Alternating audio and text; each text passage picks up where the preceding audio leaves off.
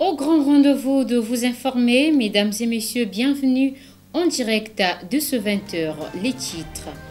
À bientôt le festival Unsangu Njinji, pas en ligne et off, plutôt en ligne le 28 novembre 2020. Vous suivrez dans ce journal M. Pierre Claver Mabiala, son directeur. Les lieux de vente des pains sont devenus de plus en plus propres, les boulangers innovent.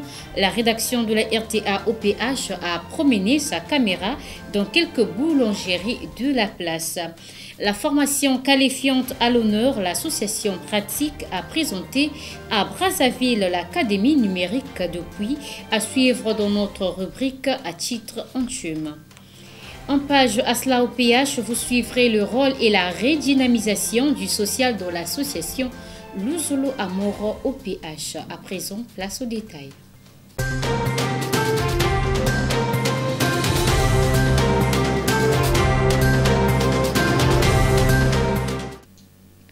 Une fois de plus, bonsoir. Merci de nous accueillir chez vous. La 16e édition du festival Unsangu Njinji ne s'est pas tenue comme prévu en juin 2020 à Pointe-Noire.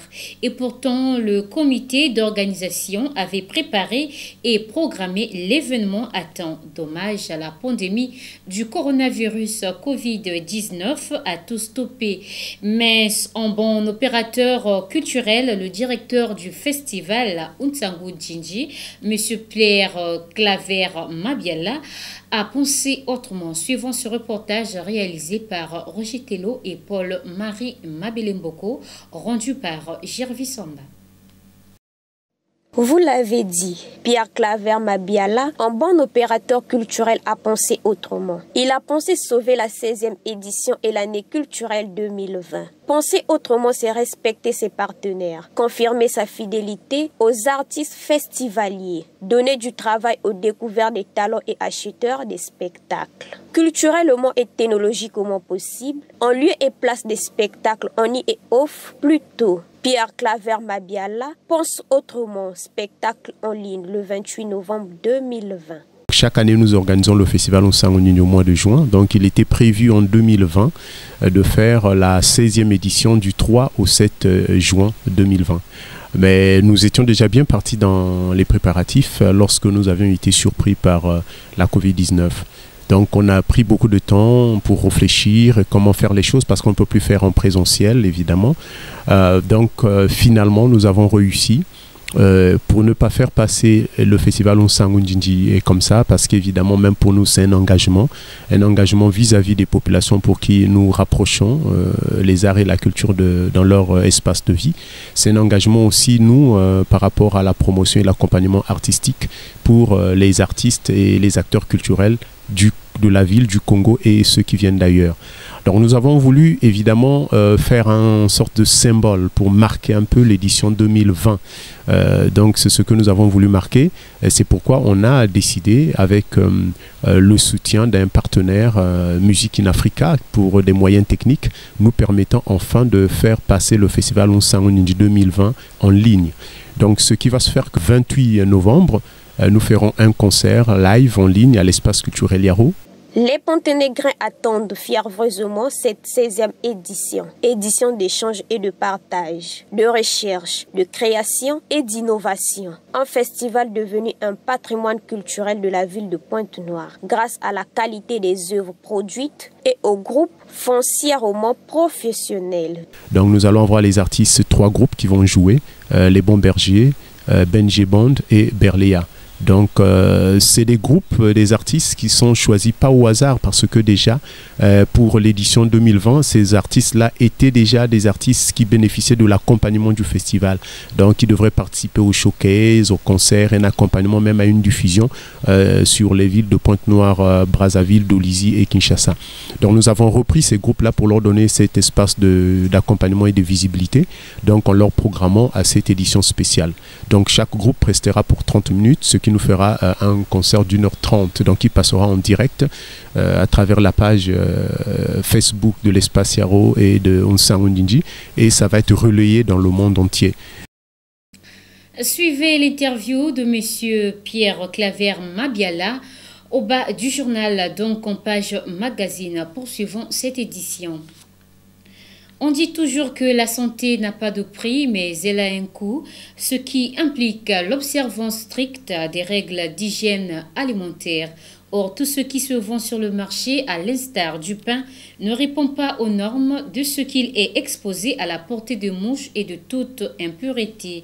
Une situation qui a toujours interpellé le boulanger qui sortent petit à petit de leur sommeil en bâtissant des infrastructures modernes. Chrisetimada Angilon à propos suivant. L'espérance de vie de l'homme passe par l'observance des règles d'hygiène qui garantissent la santé. Chacun se doit pour cela s'assurer une alimentation saine, exemptée de tout corps étranger de nature à entamer son bien-être. Cependant, tout ce qui se vend sur les marchés ne répond pas aux normes, à l'instar du pain. Cet aliment de prédilection des Congolais a toujours subi un mauvais traitement de la part des vendeurs. Exposé à l'air libre dans un concert de mouches et à la portée des mains les plus malpropres, cet aliment laisse parfois à désirer. De sa fabrication à son exposition en passant par sa vente, le pain avait toujours les raisons de se plaindre de son mauvais traitement de la part de ceux qui ont la charge de le marchander. Après avoir subi plusieurs sanctions des services de l'hygiène, essuyé plusieurs critiques par certains, regardé d'un mauvais œil par d'autres, les boulangers, loin de se laisser abattre, sont en pleine innovation dans la construction des boulangeries modernes qui poussent des terres dans la presque totalité des quartiers de la ville océane. On peut dire, sans risque de se tromper, que le pain qui hier était traîné ou ballonné ou ballotté dans tous les sens, victime de l'insouciance des boulangers et vendeurs, a désormais un cadre de vie de fabrication à l'abri des impuretés et de toutes sortes de bestioles. C'est d'abord la propreté. C'est la propreté parce qu'avant, les boulangeries n'étaient pas trop propres. Maintenant, on a préféré améliorer nos conditions pour le bien des clients. Je peux dire, c'est d'abord la propreté, c'est pour la propreté et pour que ça puisse attirer des clients. Devant ce triste tableau reluisant, ces bonnes manières adoptées par les boulangers, l'on ne peut s'empêcher de leur jeter les fleurs et aussi de congratuler les pouvoirs publics d'avoir régulé ce secteur d'activité qui joue un grand rôle dans la vie économique du pays. Changeons de sujet à présent. Les outils de travail que utilise le coiffeur pour tondre la chevelure, pour raser la barbe et les moustaches de sa clientèle doivent être entretenus et stérilisés afin d'éviter toutes sortes de contaminations liées au mauvais usage du matériel. Suivant. La préservation et l'entretien des outils ou le matériel des coiffeurs garantissent la santé des hommes et des femmes soucieux de la beauté de leur chevelure au quotidien. Ces outils qui sont utilisés pour coiffer plusieurs têtes des personnes venant de toute horizon et qui ne sont pas à l'abri des maladies contagieuses telles le sida et autres, méritent un entretien particulier après chaque utilisation. La stérilisation de ces outils avec des produits appropriés en passant par leur conservation exige des utilisateurs une hygiène soignée pour le bien des populations qui ne demandent qu'une seule chose, se faire beau ou belle avec toutes les garanties possibles. Quand nous utilisons notre matériel, on met dans le stérilisateur et quand le client arrive, on utilise. Donc nous avons le kit approprié pour servir et pour recevoir tout le monde. Il y a ceux qui sont un peu exigeants, ou ils sont beaucoup exigeants. Bon, ceux-là, on leur propose d'acheter leur matériel et ils le font. Mais en fait, qu'ils n'ont pas tort. Bon, la confiance n'explique pas le contrôle. Depuis que la coiffure moderne existe, c'est accompagné des stérilisateurs. Donc nous avons des stérilisateurs, mais tellement que tout le monde ne peut pas faire confiance aux coiffeurs. Et puis il y a des coiffeurs aussi qui débordent. 5 minutes, quand je mets l'appareil de la tondeuse au stérilisateur, c'est 5 minutes, il faut bien calculer. C'est le savoir-faire, c'est la réception.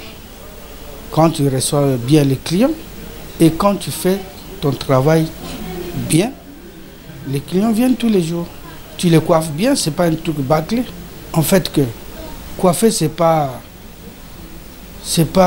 racler n'importe comment. Mais coiffer, ça veut dire rendre beau. Le rôle d'un coiffeur, c'est de rendre la personne très très beau. C'est-à-dire, il vient. Donc, toi, tu mets la coiffe quand tout le monde se mire. Il a une coiffe qu'il souhaite avoir. Toi, tu réalises ce rêve-là. C'est celui qu'on appelle coiffeur. Donc, rendre beau. C'est pas racler, coiffer, ratiboiser, non.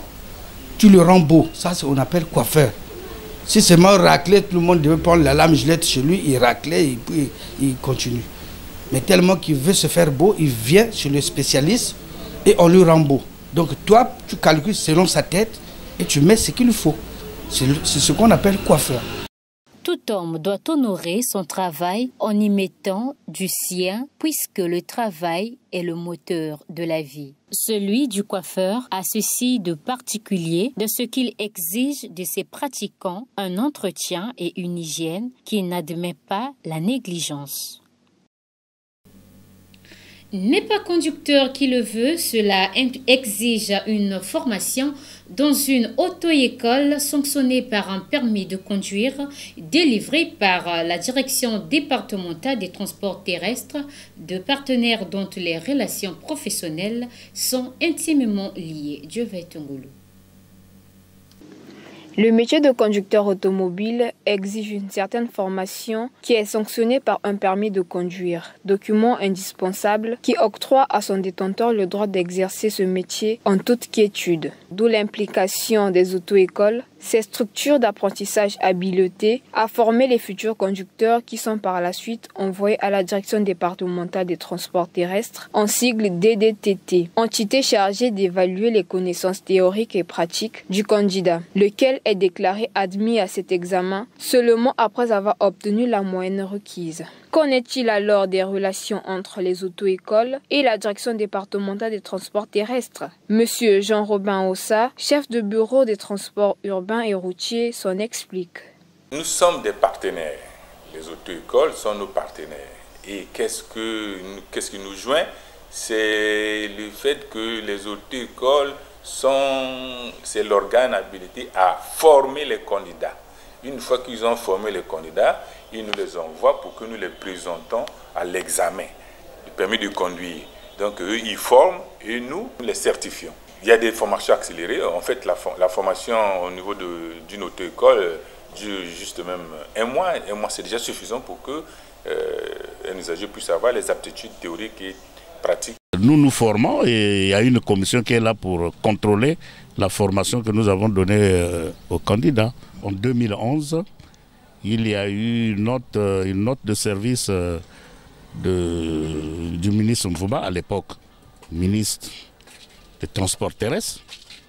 Si je peux me rappeler ce que dit le texte, afin d'enrayer la recrudescence des accidents de circulation dans les deux grandes villes, Pointe-Noire et Brazzaville, désormais tout candidat désireux de passer l'examen de permis de conduire devrait passer par une auto-école agréée. Et au sortir de cette formation, dans la composition du dossier, l'école devrait fournir l'attestation de fin de formation. Le ministre a bien eu le temps, le souci, il a compris que beaucoup de Congolais mouraient, étaient amputés, devenaient infirmes à cause du comportement des mauvais chauffeurs. Le ministre Mvouba, à l'époque, il a pris cette note-là. Lui, il a pris, mais ce n'est pas au ministre Mvouba d'appliquer. Par là, l'on comprend aisément l'importance des relations professionnelles qui existent entre ces deux entités, qui sont les auto-écoles et la direction départementale des transports terrestres, qui, chacun en ce qui le concerne, agit librement dans son champ d'action.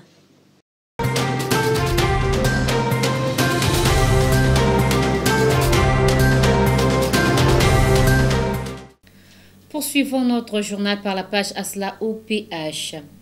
Prendre soin des pauvres, des démunis, des personnes de troisième âge a toujours été la préoccupation première de Papa Guy-Émile Foy Sétikwabo, président fondateur de l'association Luzolo Amour OPH, dite association de bienfaisance, un terme qui n'est pas un simple vocable, mais qui explique l'existence d'une commission sociale dans cette association.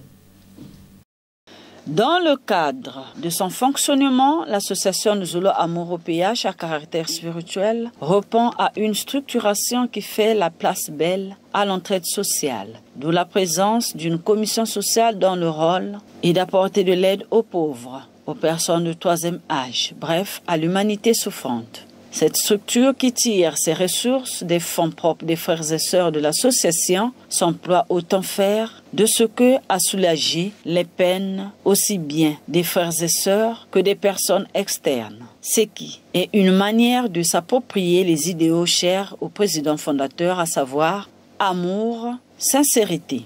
Le social, nous sommes une association de bienfaisance à caractère spirituel. C'est tout le monde, nous sommes là pour aider l'humanité souffrante. Nous sommes une association pour aider toute l'humanité souffrante, pas seulement ceux qui sont de l'association Luzolo Amour OPH, non. C'est tout le monde. Exceptionnellement et supérieurement par le bureau coordonnateur des sections de Pointe-Noire et Puno, régulièrement informé à travers le département des questions sociales. Il en est de même pour toute aide sociale à attribuer à tous ceux qui ne sont pas dans l'association et qui en font la demande. Dans le rôle qui est le sien, la commission sociale entend augmenter son efficacité, être plus proche et à l'écoute des personnes démunies, d'où l'importance de la redynamiser en adoptant des nouvelles méthodes d'intervention dans les missions qui sont les siennes. Nous avons eu d'abord une réunion avec tous les chargés des questions sociales des sections d'arrondissement de sous-sections. C'était une réunion d'un grand intérêt. Depuis que nous existons, nous n'avons pas encore tenu tête face à cette population. Alors, donc nous nous sommes retrouvés ce matin.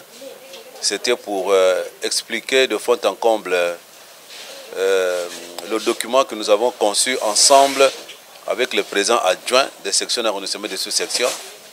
Parce que le social, les chargés aux questions sociales, c'est eux qui doivent mettre, si vous voulez, en exergue ce code-là.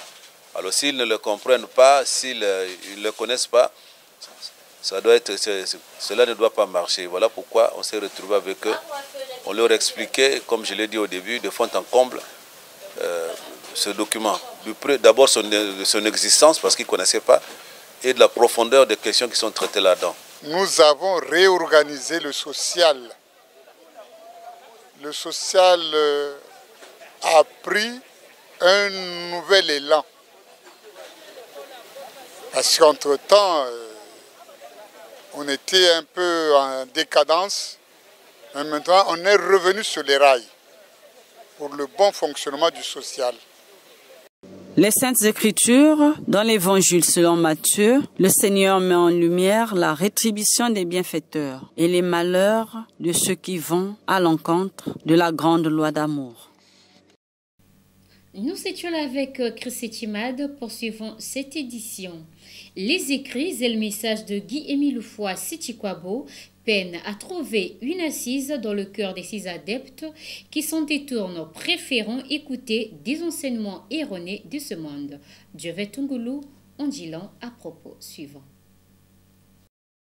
Connaître ses reculs, les frontières de l'ignorance. Cet adage s'applique aussi bien dans tous les domaines de la société que dans l'Église de Dieu. L'association Luzolo Amour OPH, qui est une grande école pour l'apprentissage des vérités divines, à la base de l'enseignement de Papa Guy-Émile Foy Sétikwabo à ce titre, les membres et membres confirmés de l'OPH ne doivent ménager ni leurs efforts, ni leur temps pour s'approprier tous les écrits du maître, s'en imprégner afin d'être capable de se défendre et de défendre la doctrine toutes les fois que le besoin se fait sentir. Malheureusement, dans l'un de ses messages, Papa Guy-Émile Foy Sétikwabo se plaint de ce que ses œuvres écrites et audio sont négligées, parfois rejetées par certains frères et sœurs. samuna betu bantu na ya luzolo bama buku ya munu ba mambo ya munu baketala nyau bima pamba. En ce qui nous concerne, nous les membres de l'association Luzolo Amour au péage, mes documents et mes enseignements, vous ne les considérez pas, vous les prenez en vain, alors que ce sont ces paroles que vous devrez connaître et maîtriser, au cas où quelqu'un pourra vous poser la question sur mes enseignements. Et en tant que membre, tu ne sois pas à mesure de connaître ces choses, que ferez-vous pour vous défendre? Vous vous dites que c'est le choix des mille. Les vraies paroles proviennent du ciel. Non, mes amis. Étant dans l'association Luzolo Amour au péage, vous devriez connaître l'histoire, les origines de cette association. Son président fondateur, comment a-t-il débuté son mystère? Papa Guy Émile Loufoua Setikwabo, ce grand enseignant qui a apporté aux hommes de la terre les choses essentielles du ciel, qu'il s'emploie à rapporter des brochures pour leur vulgarisation, est incompris par les siens, lesquels préfèrent s'adonner à la lecture des écrits d'autres religions. Passons droit à notre rubrique à titre entium, rubrique qui encourage les idées et initiatives porteuses. Pour cette édition, la rédaction de la RTA OPH salue l'initiative de M. Luc Missidimbazi, président de la plateforme pratique qui vise à donner aux Congolais l'accès aux compétences liées au métier du numérique. Pour votre gouverne, l'Académie numérique du Puy est une structure de formation qualifiante qui a démarré ses activités le 16 octobre dernier. Pour la lecture de la pensée du maître, suivez la suite de la lecture du texte d'engagement qui nous est proposé par Gervais Somba.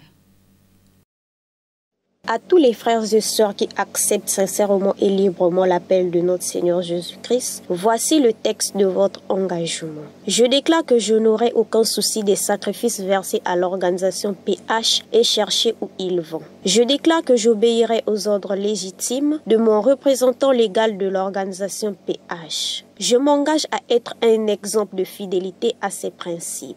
Je travaillerai autant qu'il me sera possible au progrès de son œuvre, y contribuant dans la mesure de mes moyens et de mon temps, et en particulier en payant régulièrement mes cotisations. J'essaierai d'empêcher qu'on fasse du tort à l'œuvre ou à l'influence de l'organisation PH. Je prends à témoin toutes les personnes ici présentes où je prends ces engagements. Je signe cet acte d'engagement de ma propre et libre volonté. Je crois que l'amour de Jésus qui est mort pour me sauver réclame de moi cette consécration de ma vie à son service pour le salut du monde entier. Je désire être enrôlé maintenant comme membre sincère de l'organisation PH au service de Jésus-Christ mon Sauveur. Signature. Amen. Amen. Amen. Que le Seigneur soit avec nous. Fin de cette session d'information. Avant de vous quitter, nous vous proposons de suivre en page magazine l'intégralité du message du directeur du festival Unsangu Ndinji sur la tenue de ce festival qui aura lieu ce 28 novembre 2020. Bonne suite des programmes sur les antennes de la RTA OPH.